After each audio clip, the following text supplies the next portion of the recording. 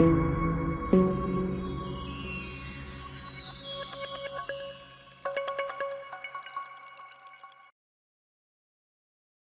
আলাইকুম। আজকে আমরা উইন্ডোজ সার্ভার 2019 এর গুরুত্বপূর্ণ একটা বিষয় ফাইল সার্ভার রিসোর্স ম্যানেজার নিয়ে আলোচনা করব। তো ফাইল সার্ভার রিসোর্স ম্যানেজার কেন ব্যবহার করব সেটা যদি আমি খুব সংক্ষেপে বলবো এবং প্র্যাকটিক্যালি আমি দেখাবো কেন ফাইল সার্ভার ব্যবহার করব, কিভাবে ব্যবহার করব।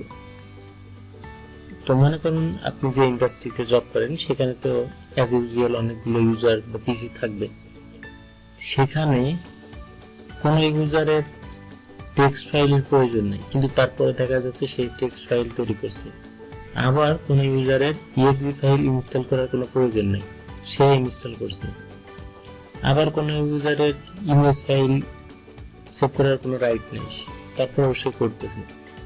আবার কোনো ইউজার যার কাজ কাম খুব একটা নেই, সে কি করে ফাইল সার্ভারে অনেকগুলো মুভি ডাউনলোড করে, অনেকগুলো নাটক ডাউনলোড করে, ওয়েব সিরিজ ডাউনলোড করে রেখে দিচ্ছে এবং দেখতেছে। তো এখানে কি হয়, ফাইল সার্ভারের একটা জায়গা, নির্দিষ্ট জায়গাগুলো লোড হয়, ওভার হয়ে যায়। তো এখানে আমাদের লোডিং টাইমটা বেশি হয়। তো এই যে ঝামেলাগুলো, এই ঝামেলাগুলোকে আমরা রেস্ট্রিক্ট করব। তো রেস্ট্রিক্ট করার জন্য আমাদেরকে একটা রোলস ইনস্টল করতে হবে, যেটা হচ্ছে ফাইল সার্ভার ম্যানেজার। তো চলুন আমরা শুরু করি। আমি বেশি বলবো না, আমি প্র্যাকটিক্যালি দেখবো। তো ফাইল সার্ভার ম্যানেজার ম্যানেজ থেকে add roles and feature, next. তো এখানে আছে দেখেন কালো চিহ্নটা, ফাইল অ্যান্ড স্টোরেজ সার্ভিস। এখান থেকে এখানে আবার ফাইল ISCSI সার্ভিস। এখান থেকে নিচে দেখেন ফাইল সার্ভার রিসোর্স ম্যানেজার। এখানে টিক দিয়ে দিলাম, একটু রিসার্চ করলাম, নেক্সট করলাম, রিস্টার্ট লার্নিং ইনস্টল দেন। তো আরেকটু যদি বলি, আমরা যে কাজটি করব, আমরা কিছু রেস্ট্রিক্ট দেব। এক ইউজারকে আমরা দেবো সে exe ফাইল ইনস্টল করতে পারবে না, এক ইউজারকে দিব সে 5 MB বেশি ফাইল সার্ভার ডাটা রাখতে পারবে না, আরেকটা দিব সে টেক্সট ফাইল ক্লিক করতে পারবে না। তো এই ধরনের কাজগুলো আমরা ফাইল সার্ভারের মাধ্যমে করে থাকি। ফাইল সার্ভারের মাধ্যমে না, ফাইল সার্ভার রিসোর্স ম্যানেজারের মাধ্যমে করে থাকি। তো খুবই মোস্ট ইম্পর্টেন্ট একটা ইন্ডাস্ট্রি লেভেল এটা। তো আমি একটু ওয়েট করবো ইনস্টলেশনের জন্য। রিস্টার্ট লাগবে না আমার কাজে, একটু ওয়েট করা কোনো সমস্যা নেই। আমার ইনস্টল সাকসেসফুল ভাবে এখানে সাকসেস হয়েছে। তো আমি ক্লোজ করে দিলাম। ক্লোজ করে দেওয়ার পরে আমি এখন যদি টুলসে যাই, টুলস থেকে কিন্তু আমি অটোমেটিক্যালি আমাদের সার্ভার রিসোর্স ম্যানেজারটা চলে আসবে। তো এখানে যদি একটু সার্চ করে দেখি ফাইল সার্ভার রিসোর্স ম্যানেজার, এখানে ফাইল সার্ভার পরে আমার 5টি অপশন আসবে।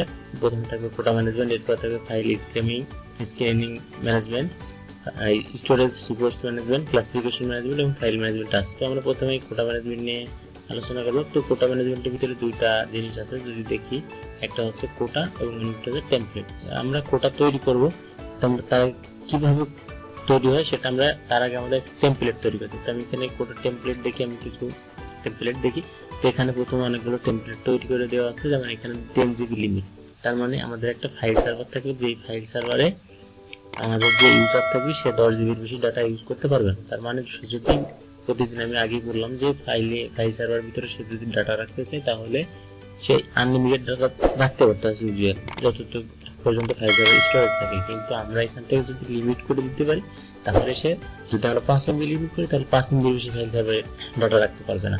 তো আমরা কিভাবে একটা কোটা টেমপ্লেটের উপর রাইট ক্লিক করে লিখবো ক্রিয়েট কোটা টেমপ্লেট। তো কোটা টেমপ্লেটের নাম দেবো, আমি দিলাম আইটি ডিপার্টমেন্ট। ওকে, ডেসক্রিপশন দিলেও কোনো সমস্যা না, দিলেও কোনো সমস্যা নেই। তো এখানে 100 MB আছে, তো আমি এখান থেকে কমিয়ে 1 MB দিচ্ছি আপনাদের বোঝানোর সাথে। তো এখানে আছে হার্ড কোটা, একটা সফট কোটা। তা হার্ড কোটা আমরা হার্ড কোটা ইউজ করি। হার্ড কোটা মানে এখান থেকে যে ইউজার থাকবে সে লিজে 1 MB বেশি এক্সিড করতে পারবে না, ডাটাটা বের করতে পারবে না। আর এখান থেকে যে আমরা যদি সফট কোটা দিই, তাহলে ইউজার এক্সিড করতে পারবে মনিটরিং করে। তো আমাদের এটা দরকার না, আমরা হার্ড কোটা দিলাম, সে ব্যবহার করতে পারবে না। এখানে একটা অপশন আছে নোটিফিকেশন থ্রেশহোল্ড। তো নোটিফিকেশন অ্যাড ক্লিক করলাম, অ্যাড ক্লিক করে এখানে আমরা সাধারণত ইমেল মেসেজটা ইউজ করবো না, আমাদের যেহেতু এক্সেল সার্ভার নেই, সো দ্যাট আমরা এটা ব্যবহার করবো না। আমরা ব্যবহার করবো রিপোর্ট নিয়ে। আমি রিপোর্টে আসি, যদি জেনারেল রিপোর্ট তৈরি করে ডুপ্লিকেট ফাইল হলে রিপোর্ট তৈরি করবে, ফাইল স্ক্যানিং অডিট হলে রিপোর্ট তৈরি করবে। আমি এখানে সবগুলো দিয়ে দিচ্ছি, ফাইল প্রপার্টি এগুলো হলে আমাকে রিপোর্ট জেনারেট করবে। আর এখান থেকে ইভেন্ট লগে আমি সেভ ইভেন্ট লগ দিয়ে দিচ্ছি। তো ওকে করে দিচ্ছি, দেখেন এখানে 85% আর্নিং দেখাচ্ছে। তো ওকে রিপোর্ট ইভেন্ট লগ হবে, রিপোর্ট হবে, কমান্ড দিই সো দ্যাট এখানে কমান্ড এবং ইমেল আসতেছে না। তো ওকে করলাম, ওকে করার পর দেখেন এখানে আইটি ডিপার্টমেন্ট নামে 1 MB এবং হার্ড কোটা টাইপ হার্ড চলে আসছে। ওকে, এখন আমি কোটাতে চলে যাব। কোটাতে চলে যাওয়ার পর নিউ কোটা করব। নিউ কোটার পর এখানে আমাকে ফাইল পাথটা দেখিয়ে দিতে হবে। তো ফাইল পাথ আমি কিভাবে দেখাবো? ফাইল পাথ দেখানোর লাগে আমাকে অবশ্যই একটা ফাইল সার্ভার তৈরি করে নিতে হবে। তো আমি দিস পিসি সি তে গিয়ে একটা ফাইল সার্ভার নামে একটা ফোল্ডার তৈরি করে নিচ্ছি। তো আমাদের যেহেতু এটা প্রয়োজন হবে, আমি এটা শেয়ার দিই।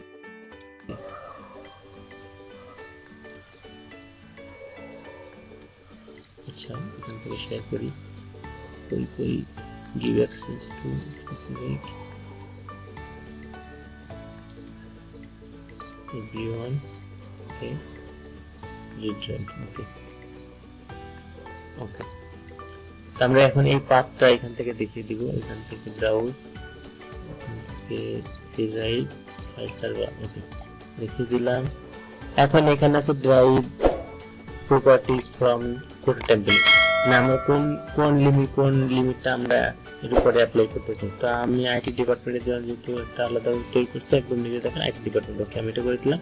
তো এখানে আমার সামারিটা দেখা যাচ্ছে, সামারি স্টার করতেছে যে কোটা সি ড্রাইভ, এটা আমার file server, source IT department, limit 1 MB, notification কি নোটিফিকেশন আসবে, ইভেন্ট লগ এবং রিপোর্ট, ওকে আমি ক্রিয়েট করে দিলাম। তো এখানে দেখা যাচ্ছে আমি 0% ব্যবহার করছি। তো আমি একটা ইউজ করবো, এই যে আমার একটা ইউজার। তো আমার ইউজারের উপরে যদি আমি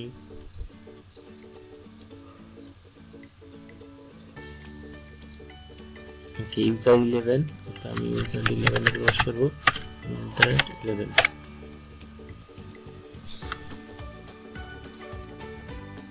এখানে 0% আমরা যখন ইউজ করব তখন দেখবেন আস্তে আস্তে কিন্তু এখানে আমরা যখন 1 MB ফিল আপ হয়ে যাবে তখন 100% হয়ে যাবে। ওকে, আমাদের চলে আসছে। এখন আমি ওই ফাইল সার্ভারে যাব।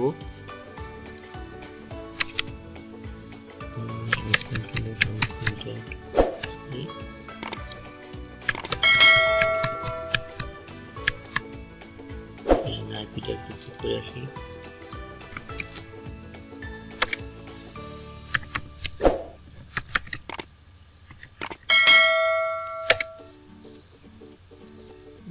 আমরা 1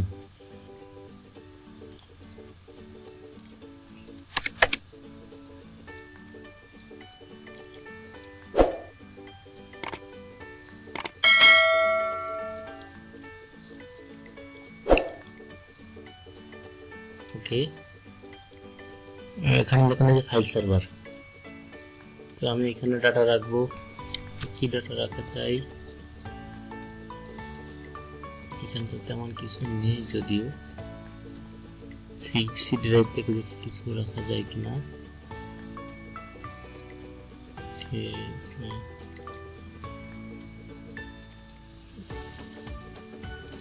16 কেবি মাত্র। আচ্ছা,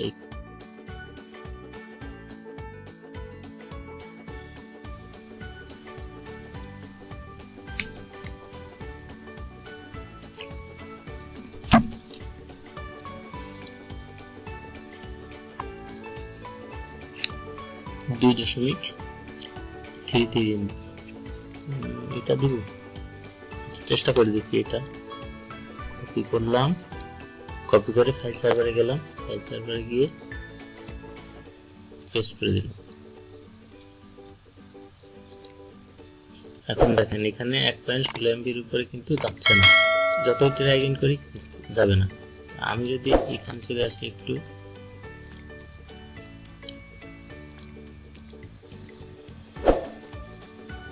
যে রিফ্রেশ কোনো অসুবিধা নেই, কেটে দিয়ে আবার যাচ্ছি টুলস থেকে। এরপরে আমাদের কোটা ম্যানেজমেন্ট, কোটা দেখেন এখানে 99% অলরেডি দেখাচ্ছে। তো আমরা কিন্তু এখানেও ডাটা রাখতে পারতেছি না, যত বারবার দিই আমাদের কিন্তু আসতেছে না। আবার আমি যখন এখানে ডাটা লিমিটটা বাড়িয়ে দিব, এখান থেকে টেমপ্লেট থেকে আমি এডিট টেমপ্লেট করলাম, এটাকে আমি 20 MB করে দিলাম। ওকে, এখানে কত আছে? এখানে 20 MB, এখানে 4% ইউজ হচ্ছে, এখন দেখতে পাচ্ছেন। আমি যদি এখন আবার চেষ্টা করি, এটা আমি ডিলিট করে দিই, আবার পেস্ট করি, এখন কিন্তু চলে আসছে। এখন দেখেন পুরো ডাটাটাই কিন্তু আছে 2.28 MB। তার মানে প্রথম পারপাসটা বুঝতে পারছেন আশা করি। ফাইল স্ক্রিনিং ম্যানেজমেন্ট নিয়ে আলোচনা করি। ফাইল স্ক্রিন ম্যানেজমেন্ট প্রথমে আছে ফাইল স্ক্রিন এবং ফাইল স্ক্রিন টেমপ্লেট এবং ফাইল গ্রুপস। তো আমি ফাইল টেমপ্লেট যদি আপনাদেরকে একটু দেখাই, তো এখানে দেখেন লেখা আছে ব্লক, আমি একটু এডিটে যাব। ওকে, এখানে লেখা আছে যে অডিও আর ভিডিও ফাইল এর ভিতরে ইনসার্ট করতে পারবে না। তা আমি অডিও ভিডিও না দিয়ে একটা ইমেজ একবারে দেখাবো, ভিডিওটা কঠিন বেশি বড় হয়ে যাবে। ওকে, ইমেজ দিলাম এবং টেক্সট ফাইল দিলাম, আর একটা কি দেব, এক্সিকিউটর ফাইল, এক্সি ফাইল। এটাও নতুন করে আমরা তৈরি করতে পারি ইচ্ছা করলে, এখানেও ইচ্ছা করলে তৈরি করা যাবে। তো আমি যেহেতু টেমপ্লেট আছে একটা, আমি এর উপরে অ্যাপ্লাই করছি। ওকে, আমি এটাকে অ্যাপ্লাই করছি। এখানে আমি ব্লক ইমেজ আলাদা আলাদা তৈরি করা আছে। তো আমি একটা ফাইল স্ক্রিন তৈরি করবো, নিউ ফাইল স্ক্রিন। তো ব্লক এই অডিও ভিডিও ফাইল সেটা আমি সিলেক্ট করে দিয়েছিলাম। এটা আমাদের পাথটা দিতে হবে, তো পাথটা আমি ওই পাথটাই দিব, লোকাল ডিস্ক ফাইল সার্ভার। ওকে, এখানে আমাদের সামারাইজটা দেখাচ্ছে, ক্রিয়েট করলাম। তো আমাদের এখানে অ্যাক্টিভ আছে। তো আমি এখন আবার এখানে যাই, সরি না,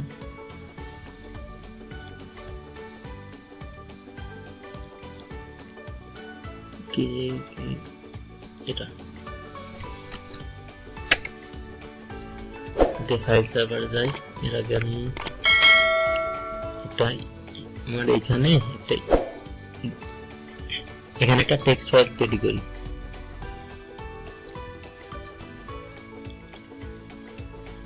একটা ফোল্ডার তৈরি করি আগে।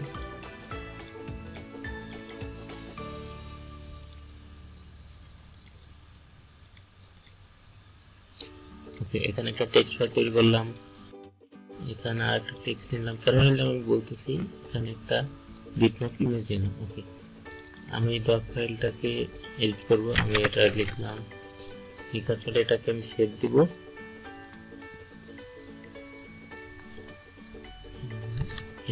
a.ss.bat এখান থেকে কনফারেন্স করে দিলাম, সেভ করলাম। ওকে, এখন আমি চাচ্ছি এই পুরো ফাইলটা কপি করলাম, কপি করে আমাদের এখানে রাখবো। দিচ্ছে, যতবারই দিচ্ছি ততবারই আসতেছে না। আমি এখানে দেখেন কোনটা আসছে, একটাও আসে নাই, কিন্তু ফোল্ডারটাই চলে আসছে, কারণ ফোল্ডারের পুরো তো আমাদের এখানে রেস্ট্রিক্ট ছিল না। এইখানে যদি আমি একটা ক্রিয়েট করতে যাই, তাহলে কি আসে দেখুন, টেক্সট ফাইল অ্যাক্সেস পারমিশন নেই।